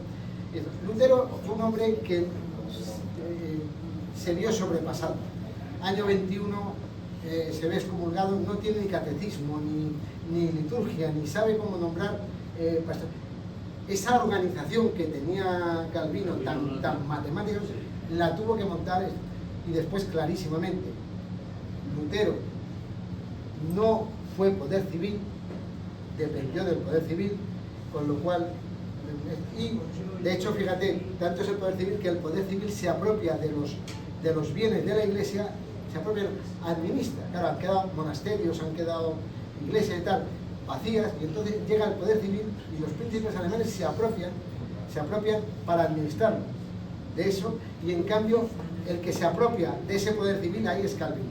Entonces, los dos sacramentos, distinta aplicación de los dos sacramentos. Después Calvino es muchísimo más radical, acusa a Lutero de que está todavía pegado a la Iglesia Católica, y hay otra cosa que se llama personalismo. ¿Y sabes por qué hay personalismo? Porque cuando, vamos a ver cómo te lo explicaría, cuando un señor de estos, muy inteligente, bien educado, encuentra una respuesta a sus preguntas, se cree que esa respuesta es la válida y no hay quien le quite de eso la cabeza. Y ambos dos eran inteligentes, bien formados, y tenían su respuesta. Y dijeron que esas respuestas eran las suyas y nada más. O sea, personalismo. Pero yo, Ángel, perdóname, o sea, quizás no me he explicado bien. O sea, yo quería aprovechar que tenemos aquí una persona que además ha presentado un tema que me parece interesante, pero yo siempre, o sea, cuando sabemos en este momento, evidentemente, la religión cristiana, que es la que verdaderamente ha moderado Europa, tiene tres grupos: los católicos, los ortodoxos y los protestantes. Y cada uno de ellos tiene diferencias claras. Yo siempre, lo poco que he leído del calvinismo, decía que el calvinismo fundamentalmente tenía la predestinación. Dos bases. Primero, que te puedes salvar directamente porque puedes hablar directamente con Dios, no hace falta ir al confesionario ni nada de ese tipo. Y segundo, y más importante, que es lo que incide Weber posteriormente, que Dios te señala de forma tal que si tú triunfas en la vida es porque tú verdaderamente, o sea, una especie de predestinación. No, la predestinación calvinista es fundamental. El calvinismo dice que está de entrada predestinado a quién se va a salvar y quién no. Y eso no lo dice Lutero, eso es fundamental. Pero ahora te contesto lo otro. Eso es calvinismo. Pero hay otro que te contesto lo otro. Yo no quería entrar, pero... Vamos a ver, él se implanta sobre una pequeña ciudad de comerciantes. Él admite de entrada el préstamo con interés. Es una cosa curiosa. El préstamo con interés, que no se admitía ni por luteranos ni por católicos, él admite primero un préstamo con interés por el 5%, que después subirá al 6,6%. O sea, él está admitiendo que en las operaciones económicas se puede prestar con interés, cosa que no admitió los demás. Y él hace una cosa fundamental que no he citado aquí, que él dignifica el trabajo. Dignifica el trabajo y dignifica el éxito. Entonces, de ahí Max Weber, que es el gran teórico de esto, pues si dignifica el trabajo, dignifica el éxito y permite, es muy simple, es que no voy a profundizar porque no me lo sé tampoco, permite el préstamo con interés, capitalismo puro. No, está apoyando el capitalismo. Claro, por eso te digo que es una simplificación muy elemental, pero vamos, es muy elemental, no. Juan. Gracias, Ángel. Fenomenal, muchísimas gracias. Primero, una licencia humorística. No sé si era más malo el Ayatollah Khomeini o este señor. El Ayatollah Khomeini. No lo sé. Porque los dos son ayatollahs. ¿Vale? Este señor tenía el poder religioso de iure y el poder civil de facto. Igual que una república teocrática como puede ser Irán. Aparte, esa diferencia, estoy de acuerdo con Carlos y más Weber o Weber, más Weber o más Weber decía que un cristiano de hoy en día podía vivir perfectamente en el siglo XV o XVI sin absolutamente ningún cambio, pero que un protestante de hoy en día no podía soportar la religión protestante o calvinista del siglo XVI porque era absolutamente dictatorial. Es lo que más. Engels decía que el protestantismo o el calvinismo era la escisión burguesa del cristianismo. Y respecto al capitalismo, es verdad que este señor abolió la usura, y a partir de que abolió la usura... No, Bueno, permitió el préstamo con interés. Permitió el préstamo, es La aún usura estaba prohibida en toda Europa. No, él no la prohibió, ¿vale? Él no la Y a prohibió. raíz de que él no la prohibió, a raíz de que la primera compañía que conocemos es la primera compañía holandesa, porque el calvinismo se fue a Holanda después, la primera compañía que conocemos, la primera compañía mercantilista y capitalista, y a raíz de las teorías de Calvino el capitalismo se fue extendiendo porque ellos pensaban, los calvinistas, que eran el pueblo predestinado por Dios. Ojo con la predestinación, porque la predestinación es salvo mi alma, pero tenía otras connotaciones. Los holandeses llegaban a Sudáfrica con la predestinación, pensando que era el pueblo elegido, y masacraban a todo el mundo, porque ellos creían que era el pueblo elegido, cosa que no entraría nunca jamás en la cabeza de Isabel la Católica, la ley de Burgos, el mestizaje y todo ese tipo de cosas, ¿vale? Está bien que traigamos aquí este tipo de charlas para que nos demos cuenta del engaño que ha habido en la historia, de que el protestantismo ha sido una religión mucho más superior que el catolicismo, y el desarrollo del protestantismo ha hecho la sociedad europea. Esa es mi opinión. Sí, yo te voy a contestar dos cosas, utilizando esencialmente la política. La compañía de Indias holandesas, prácticamente toda la población era socia de esto. O sea, quiere decir, toda la población era socia. Es decir, quiere decir, era un capitalismo social de alguna forma. O sea, curiosamente, gran parte de los holandeses esto. Tienes razón en todo lo que has dicho, pero hay que tener otra. Después, el tema de la dignificación del trabajo. Y después, cuando has hecho la comparación con Juan Miguel, este hombre no lo defiendo en absoluto, pues no me habéis visto a mí ser no esto, pero sí hay que decir una cosa. Los musulmanes no han avanzado, llevan sus 600 años de atraso, y los europeos protestantes, calvinistas, luteranos, presbiterianos, evangélicos, esto sí han avanzado. He dicho que era una licencia humorística. No, pero quiere decir que está... Es decir, este hombre, yo lo he dicho, es la reforma autoritaria, es un dictador. Sabrás, No hay más historia. evidentemente, sabrás que los calvinistas iban casa por casa, vigilando a los padres que el catecismo se viera, que se cumplieran los horarios en los colegios, y bueno, para Si mí, te he dicho la policía religiosa y los espontáneos, totalmente de acuerdo. para mí es un tío más... Totalmente de acuerdo. Escucha una cosa, Savonarola, ¿vale? En Florencia trató de hacer esto y el Papa se lo quitó del medio inmediatamente. Ya, pero Savonarola no consiguió montar una estructura teológica coherente. Savonarola lo único que hizo fue quemar libros. Escucha, para mí este es mucho más interesante. ¿Hay algún pueblo que nos pidiera elegido? Bueno, María. Un comentario al respecto. Yo no creo que el concepto de pueblo elegido se pueda aplicar a este caso. Por una razón muy simple. El calvinismo es la patria del individualismo. La patria del individualismo puro y duro. El protestantismo establece la relación directa del individuo con Dios, prescindiendo del sacramento de la penitencia. De tal manera que si tú crees que estás haciendo las cosas bien, tú crees que te vas a salvar. ¿Vale? Y eso es muy importante. Por otro lado, la salvación, el concepto de salvación, en los calvinistas tiene tres estadios. La gente que opina que la Biblia, que Dios puede salvar a todo el mundo, puede salvar a todo el mundo, independientemente de que se pida ser salvado en la relación con Dios.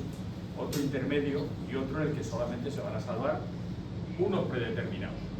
Sí, la predestinación es un elemento fundamental. Que tú no tienes ninguna potestad para hacerlo, sino que Dios te va a elegir. Sí. Entonces el concepto de predestinación de un calvinista es que Dios me ha elegido, a mí, no a mi pueblo, no, a mí. Por eso no tenían problemas. Claro, entonces no tienen problema machacar a cualquier otro. Yo soy desde ese punto de vista. Entonces el calvinismo es aterrador desde ese punto de vista. Y en esa misma estructura trae la muerte. Esa circunstancia no se puede sostener en el tiempo. Cuando se dice aquí que el Islam que no quiere dar el salto, es que el calvinismo lo tiene que dar porque no se sostiene.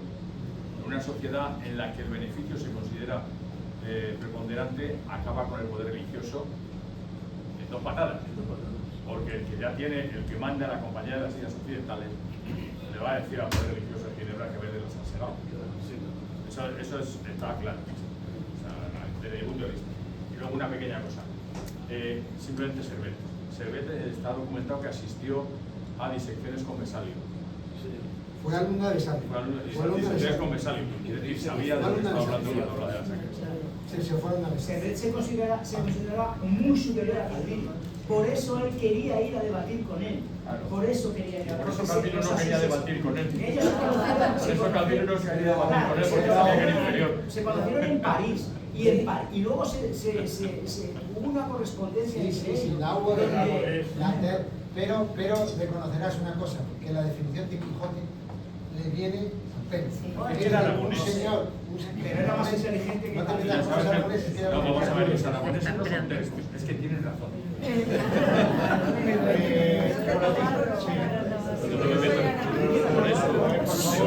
Orden. Es un tema anecdótico, pero yo quería decir, aparte de comentarle con la conferencia, que Miguel Servet tiene una gran dimensión como geógrafo. Y te lo digo porque me acuerdo de la catedrática de geografía histórica en la conferencia y tiene un ensayo sobre Miguel Servet, geógrafo del Renacimiento. Y luego, yo creo que juzgamos las cosas con nuestro prisma del siglo XXI, pero todos estos señores que tenían esa visión de la iglesia y de la verdad y tal, en cierto modo dieron un paso hacia adelante en muchas cosas. Es decir, por ejemplo, yo he conocido pastores calvinistas en la India que hacían una labor social alucinante. Luego, el hecho también de que toda esa civilización muy centrada en el capitalismo de Ginebra, yo creo que eso es lo que, y en el trabajo, yo creo que eso lo ha copiado más ciertas ramas de la Iglesia Católica que se han protestantizado, como por ejemplo el Opus Dei. El Opus Dei hace un encomio del trabajo personal, de la dignificación del trabajo tal, que no se había dado anteriormente, y del dinero. O sea, el dinero, como me decía mi carmelita, ¿cuántos han necesitado bancos para hacer obras de caridad? Entonces quiero decir que dentro de ese giro que ha dado la Iglesia Católica al protestantismo, yo creo que hay una influencia de ciertos grupos, de cierto modo integristas, hacia ciertas formas de la ética calvinista, ¿no? De la ética del trabajo, del rigor, de la tema sexual absolutamente descontrolado. La educación universal, el trabajo, la dignificación del éxito también. El éxito, el dinero. O sea, que ahí lo que has dicho el geógrafo es las dos ediciones que tiene de la geografía de Ptolomeo son excelentes, porque además hay aportaciones propias. Hay una y después hay otra, y hay aportaciones propias. Y en cuanto al otro, yo hay una cosa que cuando has intentado, yo te he entendido algo que hablabas de presentismo. Yo el presentismo soy un pequeño crítico del presentismo. A ver si consigo explicarme si no es. Las burradas son siempre burradas. Son siempre burradas. Entonces hay burradas que, bueno, las puedes decir, bueno, como era en aquella época, vale. Pero hay burradas que se encuentran en el pico de la campana de Gauss, las burradas, que esas no son discutibles de ninguna época. Es decir, a mí me disgustaría enormemente que dentro de 3 siglos dijeran que lo de Hitler era fruta del tiempo.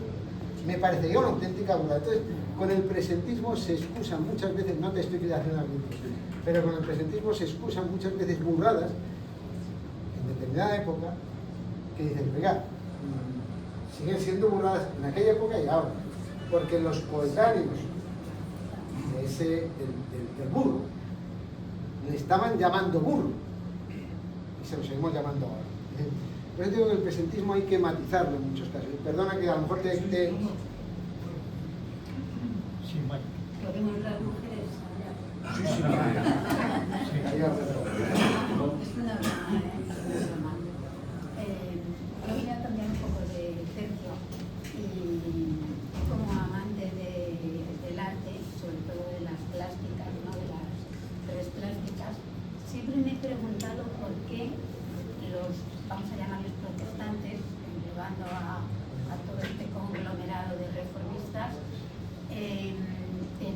ese afán por quitar las imágenes, los cuadros, todo eso que además en aquella época serían obras de arte de pintores, de escultores de talla, ¿no? ¿Por qué? Pues bien, no lo sé. Me parece que hay una identificación. Primero, ellos a los santos no los tienen como tales santos. Entonces, quiere decir, hay algo de acusación de idolatría. Es decir, tú estás adorando. Vamos a ver, esto va por igual. O sea, ellos es la religión de la palabra y no de la imagen. La imagen es un ídolo, como era un ídolo para los iconoclastas griegos o todos. Entonces, es la iconoclastia de los reformados, yo creo que va por ahí. O sea, él ve que se está adorando una imagen y de hecho, a Dios. Y de hecho, de alguna forma, la Iglesia Católica vuelve a lo mismo. Cuando aparece Trento y aparecen las cofradías y tal, nosotros le dedicamos, por ejemplo, en España a esa imaginería maravillosa de los pasos, que es absolutamente esto. Pero estamos adorando a una imagen que es maravillosa. O sea, esto no sabes. Entonces, es un tema, yo no sé contestarte, pero yo creo que va por ahí. Son idólatras. Y luego, lo del misterio de la Santísima Trinidad, ¿cuándo se consagra como? Es en Nicea, me parece que es en Nicea. Es en Nicea. O sea, ellos decían que Nicea no aparece en la Biblia y que es posterior, y es en Nicea. Pero en teología es que son dos cosas. Una, que no lo has dicho, es hablar de los santos, pero sobre todo lo que consideraban que era absolutamente idolátrico es la devoción a María, que había alcanzado unos niveles tan altos que prácticamente era más devoción con María que con Dios. Lo llegaban a decir. Y la segunda, en cuanto a la conciencia, que habéis hablado antes, en el catecismo de la Iglesia, hablando de la conciencia, hay una parte que dice claramente que el primer vicario de Cristo es la conciencia de cada uno. Será el Papa, será el sacerdote. Es decir, no digo que eso sea una aproximación a la doctrina protestante, pero es evidente. Es tu conciencia lo que tienes que seguir. Luego, evidentemente, siempre que se habla de eso, alguien habla de la conciencia bien formada, con lo cual es ridículo. Es la conciencia y se acabó la que tenga. ¿Y cómo encajas eso con todo el control que practicaba para que todo el mundo cumpliera el dogma? Bueno, es que me creo que... Bueno, creo que en ese aspecto... Y puede ser escrupulosa. ¿Perdón? Que la conciencia puede ser laxa o puede Bueno, ser ¿y qué vas a escrupulosa. hacer? Ya, pero está planteando Llevarlo al médico. está planteando que esa libertad de conciencia te dejaba actuar libremente, cuando tenías un control absolutamente férreo de todo lo que hacías. Bueno, a lo mejor en ese aspecto hemos exagerado un poco aquí, como pasó cuando hablábamos cuando en la anterior conferencia hablábamos de la influencia inglesa en China y lo horrorosos que fueron, que esto fue prácticamente una manifestación anti-inglesa a tope, lo cual es verdad. Puede ser anti-inglesa, anti-española, anti-americana, anti-imperialista en general. Pero con esto estamos igual. Con Calvino, a mí me han puesto a Lutero, porque yo en la edad, cuando nos enseñaban todo esto, Lutero era no sé qué, el otro no sé qué, que si una monja, que si era medio puta, que el otro una cosa horrorosa. Pero no piensas que implantó una teocracia. Pues claro que una teocracia en Ginebra, pero... Control férreo de la población, férreo. Bueno, un control... Eso con la libertad de conciencia, pues no cuadra mucho, ¿verdad? Pues estamos hablando, hace un momento, hablando de la libertad de conciencia, lo que supuso para el progreso de la humanidad, y tal y igual. Eso es una contradicción. Es una contradicción. Bueno, ya que abrimos la puerta a las mujeres, dejamos ya una segunda ley, ¿vale? Violeta Gil. Una pregunta. Bueno, es muy importante para los protestantes que la Virgen María, primero la virginidad de la Madre de Dios, no, es una persona normal y corriente, una mujer que trajo a un niño al mundo. Eso primero. Luego sé que te quería preguntar, sí, que el tema de la virginidad de María no existe en el protestantismo. María era una mujer normal, la madre de Jesucristo, punto, ¿no? Como algo grande, como algo importante, ¿no? Eso por un lado. Y esto te lo quería preguntar. Todo esto que estás contando a mí me sugería todo el tiempo los baptistas americanos, ¿no? Los anabaptistas. ¿Viene de aquí todo eso? Sí, de hecho, la mujer de Ley, la mujer de esto, que cuando habláis de las mujeres, precisamente el único documento cariñoso de Calvino es hacia su mujer, y además realmente cariñoso, procede era una anabaptista convertida a la reforma, pero existían a Estados Unidos, América del Norte, fueron presbiterianos, luteranos, anabaptistas, valdenses, no, porque ya no quedaban, se habían disuelto, pero fueron todas estas puritanos, lo comentaba, la Biblia de Knox se la llevan los puritanos del Mayflower, ¿no? Pero yo ya tengo que el miedo que tengo es hablar de teología, porque es que me da pavor, porque no soy ningún especialista, lo tengo todo cogido con puntillas y me da pánico, ¿no? Entonces, pero sí, tienen razón. Ellos lo único que defienden es que, perdonad si meto la pata, que el bautismo debe ser no de niño, o sea, no creen en el bautismo infantil, perdona. Eso es lo que defendía sí. Por eso le quemaban. No, le quemaban por la Trinidad. Y por defender el bautismo le quemaban por la Santísima Trinidad, porque eso sí que era esto que era para todos. Pues el cantar de los cantares. Oye, yo, perdón un momentito, esto es que me estás escuchando, yo también doy, bueno, hablo sobre temas de arte, y tal, ¿no? O sea, es curioso porque yo estoy yendo a hablar a diversas personas y claro, me viene a la mente lo que antes ha comentado él, o no sé si don Juan o él, en el sentido de que un gobierno teocrático y tal como Irán, pero es que hay una conexión, o sea, aparte del Max Weber, que yo me gustaría, si no estamos muy cansados de que entremos un poco en el tema, primero el tema de que no haya imágenes. Los primeros años del cristianismo hay una lucha importante y no hay imágenes, hasta que triunfan verdaderamente el grupo cristiano, digamos, estoy hablando del siglo II aproximadamente, siglo I, siglo II, siglo III, hasta que digamos que sale adelante la idea de las imágenes. Igual que, como tú sabes muy bien, en Bizancio, durante cerca de varios años, hubo las dos tendencias y una guerra civil tremenda con la misma idea que tienen, porque claro, todo esto conecta con lo que habéis comentado antes del mundo musulmán. ¿Qué piensa el mundo musulmán?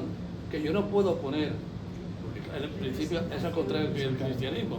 El mundo musulmán en un principio pone imágenes, pero luego después dice no, porque como Dios está en todos los sitios, o sea, en el aire está Dios, lo está viendo en todo momento, yo no puedo representar una divinidad que no conozco y que no me es imposible ponerlo. Y entonces, según hablaba, yo no me acuerdo quién hablaba de vosotros, me está diciendo, hombre, es la misma teoría, la misma idea, digamos, teocrática que tiene el mundo musulmán, ¿no? Yo no puedo representar una divinidad porque verdaderamente está en todos los sitios, ¿no? En este mundo, ¿no? Igual como la idea de la predestinación, porque nuestra sociedad, o sea, la española, nosotros que hemos tenido un mundo musulmán durante muchos años, se arrastra muchísimo la idea sobre si sigue existiendo dentro de la sociedad. Quizá no se lleva ahora, pero como yo soy muy antiguo, ya podéis comprenderlo, pues la idea de que existe o no existe una cierta predestinación, y durante cierto tiempo ha habido, digamos que, no diría enfrentamientos, pero sí tesis y problemas en el tema. El tema que está muy claro para el mundo musulmán: siéntate en la puerta de tu casa y verás pasar al cadáver de tu enemigo. Porque, oye, ¿para qué voy a hacer yo esto? Ya Allah ha definido cuál va a ser mi vida, más o menos, ¿no? Entonces, verdaderamente, estamos hablando, y era curioso porque estoy diciendo, oye, ¿cómo se juntan unas ideas con otras? Porque claro, en el mundo que estaba comentando, que ha comentado él, lo que hablamos de Weber, lo importante Weber es que la W es B en alemán, es Doppelfall. Esto, el tema es muy sencillo, En español, tejedor. Weber, en español es tejedor. Ya lo sé que es tejedor, ya lo sé. Y que la W Doppelfall, ya lo sé, sí. Vamos a ver, esto, ahí ves cómo ya me he caído en otro sitio. Y es muy importante una cosa, o sea, ¿qué es lo que opina? ¿Por qué Weber coge y conecta lo que ha explicado él muy bien? A mí yo estoy fantástico, vamos, tiene una cabeza maravillosa. Con el mundo. Yo tengo que dar cuenta solamente mi conciencia con ese Dios universal que tengo que ver. Y además, si yo trabajo duro y yo sigo adelante y tal, el Señor me va además a proteger. Y cuando más trabaje y más triunfe, voy a tener una mayor capacidad de salvación. Eso es lo que dice Weber, por eso conecta el capitalismo con ese tema. Claro, ahí me dice, cuanto más trabajes y cuanto más dinero ganes, que no te dice cómo lo ganes. Cuidado, que aquí está el tema. No dice cómo lo ganes, sino que tú tengas una mayor relevancia, ya sea mediante esclavitud o lo que sea, me da igual. Contigo mismo.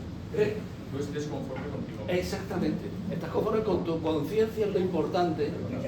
O sea, claro, todo eso, conectarlo con el capitalismo, claro, la idea clarísima, Juan, es esa. O sea, claro, que tú lo piensas y dices, yo estaba oyendo y decía, hay ideas que proceden también del mundo musulmán, como esto del mundo de que es imposible a un Dios universal ponerle una cara o ponerle una imagen, ¿no?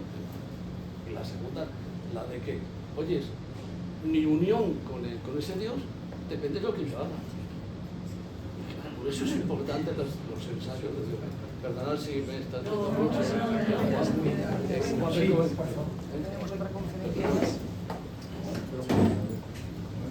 Me parece, oye, a mí me parece que Ángel ha explicado bien en qué consiste la predestinación. Hay algo como que tendremos tendencia a equivocarnos. A ver, si nosotros nos portamos bien, claro, nos ganamos la salvación, pero eso no es la predestinación. La predestinación es típico de Dios. De cualquier religión, un Dios sabe el pasado, el presente y el futuro. De modo que no lo vamos a discutir y todo el mundo lo acepta. El problema es que los hombres no saben cuál es el pensamiento de Dios y cuál es la predestinación.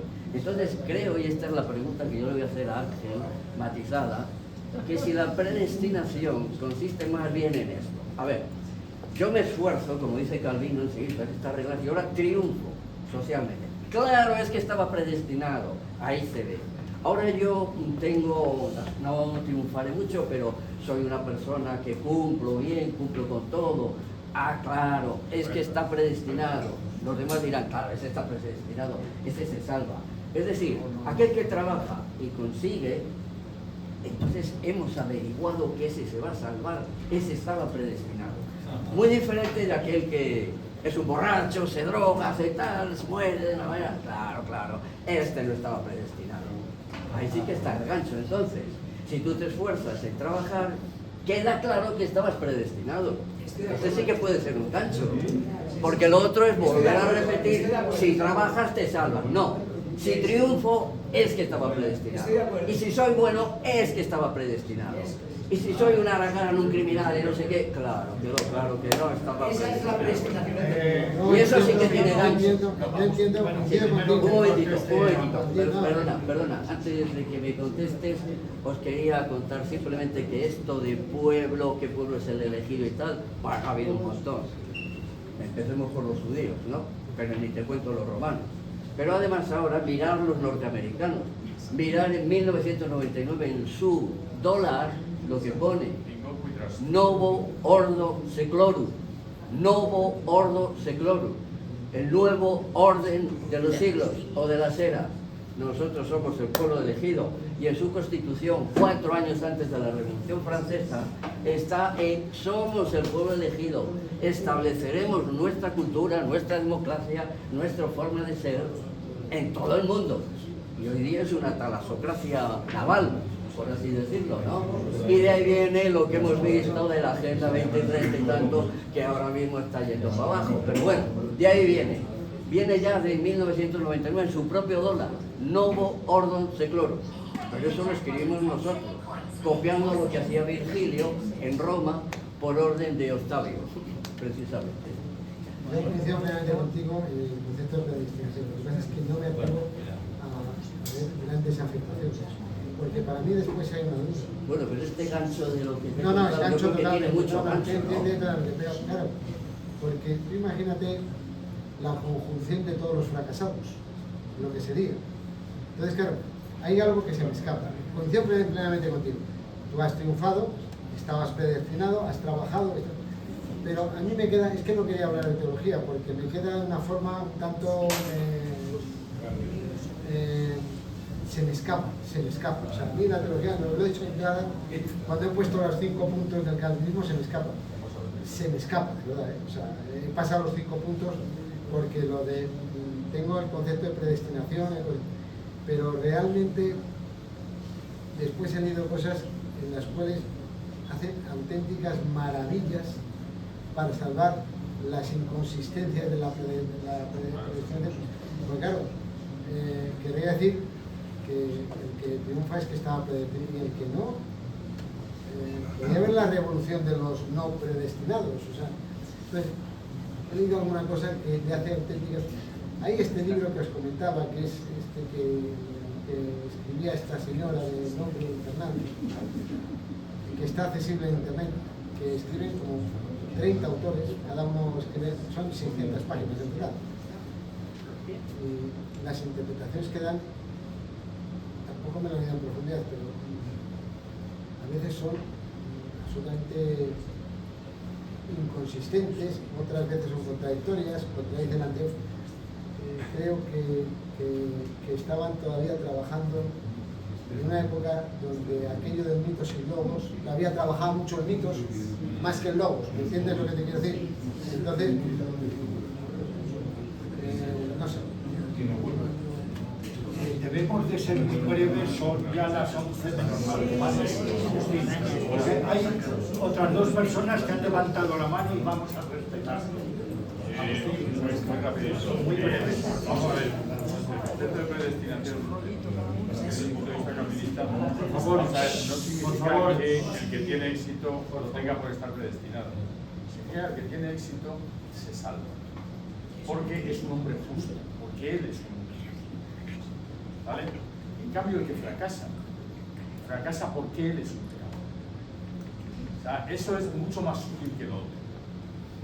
Hace que el que fracasa porque es un pecador. Porque es un pecador y no se puede salvar. Eso es de la Biblia, ¿eh? No. Y luego, bueno, y luego tenemos una cosa, pero Job es otra cosa. No hablemos con las alegorías. Estamos hablando de política. No, y luego tenemos una mala costumbre que es meter a todos los protestantismos en el. ¿Vale?